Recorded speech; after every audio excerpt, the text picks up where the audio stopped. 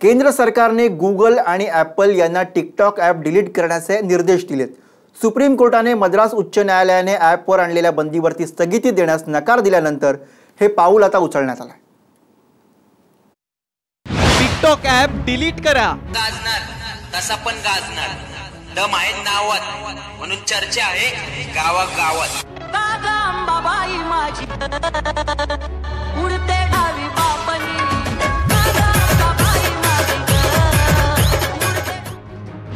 केंद्र सरकारकडून गूगल आणि ॲपलला निर्देश। अश्लील मजकुरावर बंदी आणण्यासाठी निर्णय। ये कोई मंदिर का प्रसाद नहीं जो बांट दो हर एक को। इस रिश्ते का नाम तो नहीं पता, मगर मोहब्बत की कसम। लहानग्यांपासून मोठ्यांपर्यंत सध्या सगळ्यांच्या आवडीचं ॲप कोणतं असं विचारलं तर एकमुखानं टिकटॉकचं नाव घेतलं जाईल। सिनेमाचे डायलॉग्स असो, गाणी असो किंवा म्युझिक, 15 ते 30 सेकंदात फुल धमाल या टिकटॉकवर सुरू असते। सर्वसामान्यच नाही तर सेलिब्रिटीज नाही या ॲपनं भुरळ घातली आहे।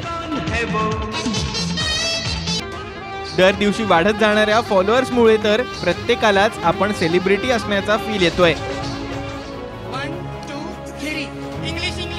पण आता हे सगळं बंद होणार आहे। ये पूछना था कि आपके घर में लैट्रिन बनी है? कारण टिकटॉक ॲप गूगल आणि ॲपल वरून डिलीट करण्याचे निर्देश केंद्र सरकारने दिलेत। भारतात टिकटॉकचा गैरवापर होत असून अश्लील मजकूर अपलोड करण्यात येतोय।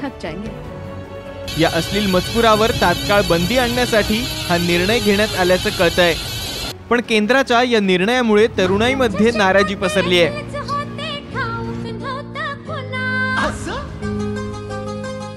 काही दिवसांपासून आपल्या अँड्रॉइड मोबाईलवर टिकटॉक हे ॲप आलं होतं, आपण प्ले स्टोअरवरून घेतलं होतं। तर त्या ॲपवर आपण बरेच प्रकारचे ॲक्टिंग्स वगैरे करायचो, कॉलेजच्या शाळेच्या मुली सगळ्या त्याच्यावर असायच्या।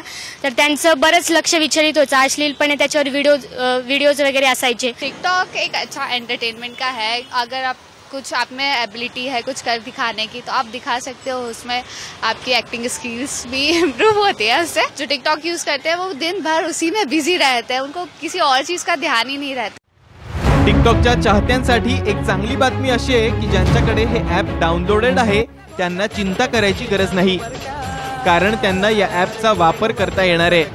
फक्त नव्यानं आता कोणालाही टिकटॉक डाउनलोड करता येणार नाही। अमोल कविटकर, साम टीव्ही, पुणे।